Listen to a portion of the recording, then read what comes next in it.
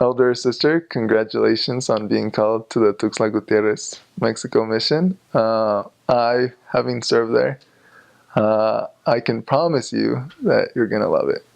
If you work hard and prepare, I can tell you that Heavenly Father will amaze you in the things He will allow you to see and allow you to be a part of. I testify that we're called to teach people, not places. So despite it being hot, despite maybe it being a physically hard mission, requiring you to walk long distances and do a lot physically, I promise you that the people will make up for all those trials and make up for all those hardships. And you'll experience miracles, and you'll even be part of some of those miracles. So congrats, and get excited, because I'm excited for you. Something that I would suggest to missionaries going to my mission is everybody's really relaxed, and down in Chiapas, everybody's very simple. And I saw people react better when you were their friend. I had the opportunity to go back this past summer, and just like I could still talk to random people, I could still like make friends with random people. So I feel like had I been a little more their friend before I try to teach them the gospel, I feel like more people would have paid better attention, more people would have been receptive to what we were teaching. So I would suggest that I would try to find a good, healthy balance between just striking up a conversation, being very relaxed, being very friendly, before you try to teach them the gospel, or invite them to church, or invite them to listen to a message of Jesus Christ, whatever you do. I would try to find a better balance than what I did. And I wouldn't be scared to be too friendly. I wouldn't be scared to be too relaxed. Of course, like within the lines of obedience, but I wouldn't be scared of that. I feel like maybe I kind of had that fear to be like too relaxed. So I wouldn't be scared of that. There's no such thing. I feel like they'll react positively towards it. The weekly planning are super long, and that's not just for this mission. They're for every mission. Take advantage of them. They're just once a week, and they're usually more than a couple of hours. And it's just like evaluating all your investigations. It's like basically like you have daily planning and then like weekly planning. And weekly planning is just what you're going to do the whole next week. So take advantage of it. Make it an event. Make it something that's actually productive rather than just like something you dread. Also, use the members. The members are great. The members are really phenomenal. They're always willing to help. So my best suggestion is, of course, ask for referrals. Use referrals. They're really, really like useful. I saw tons of success with the referrals. But more than that, also like be the missionary that thanks the members. What I saw was successful was like when we would thank the members for their success, for their help, and then maybe ask more of it. Just because like if you just keep asking, it becomes like you become the elder that just asks and asks. So if you thank, they'll keep giving. That's definitely what I saw. And also something that I saw is asking favors from investigators. That sounds weird. But it's not. Just because of the like Hispanic Mexican culture, they're very God-fearing people and God-loving people. So many times I remember we had like a word activity, and we actually needed speakers.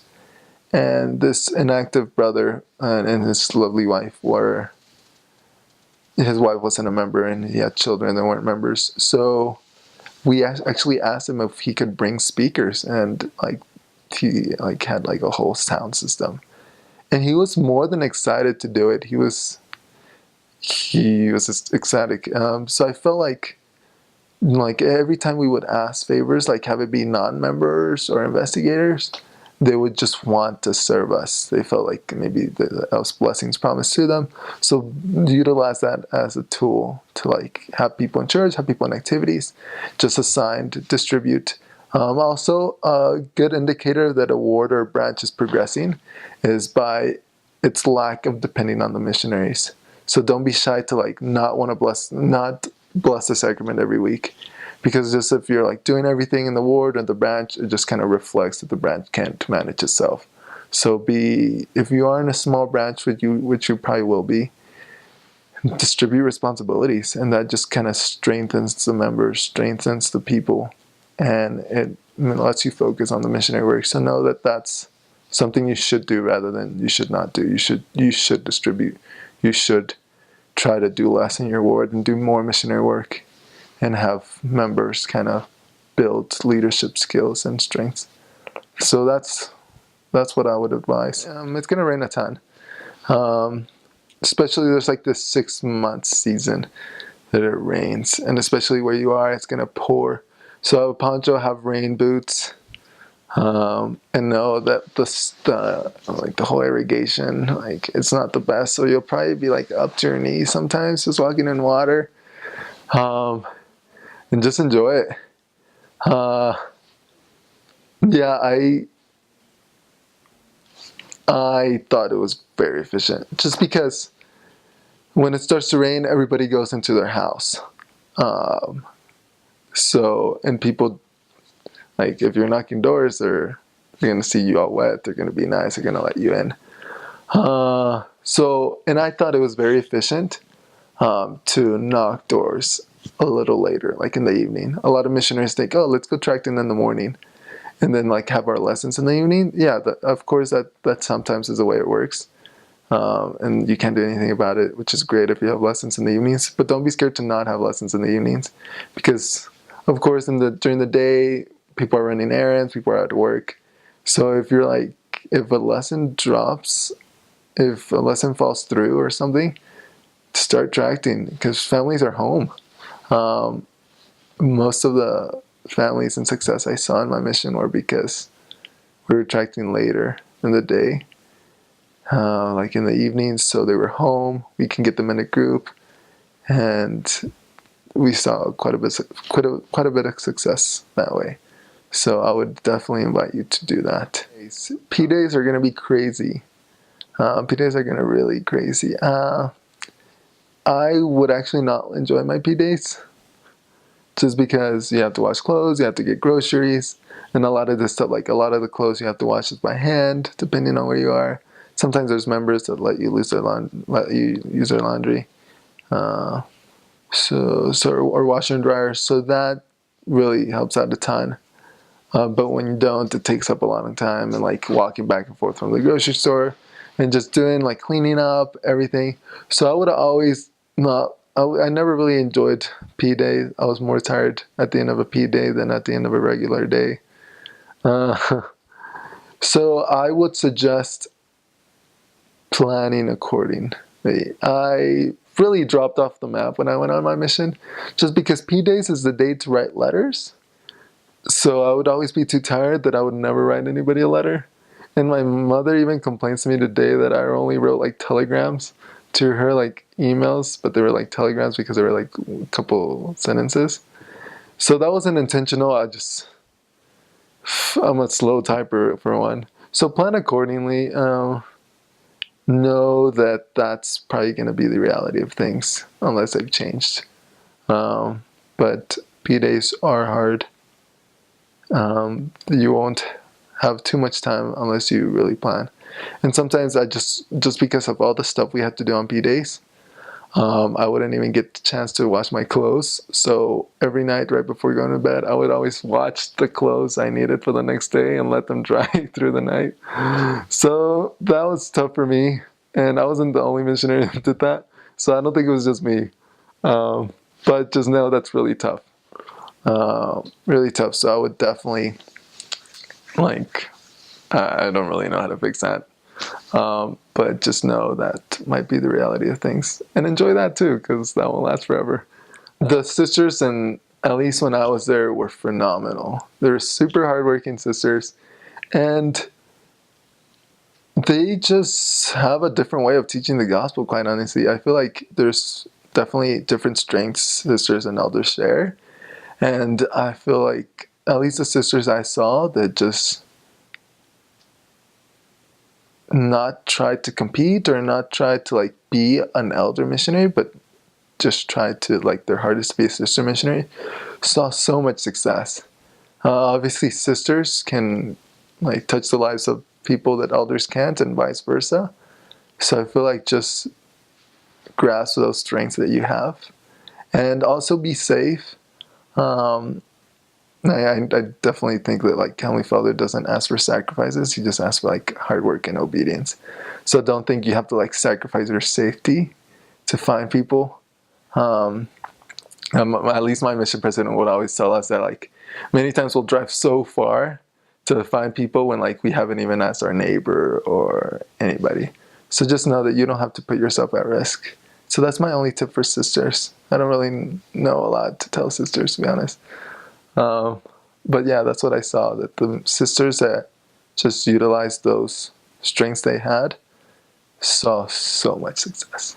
And they were definitely a help to the whole zone or to the whole area. And the wards love you. Know that much. The wards definitely love you. One very important tip. There's going to be a lot of transportation and you'll use it a ton in your mission. My advice is to start talking to the person you're sitting next to as soon as you sit down. Because obviously it's a little more like casual, like, oh, I just sat down. Hi, how are you? And, you know, it's like more casual. It's like natural. But if you've been sitting there, if it's a long trip and you've been sitting there for 30 minutes and then you turn around and say, hi, how are you? It's going to be incredibly awkward.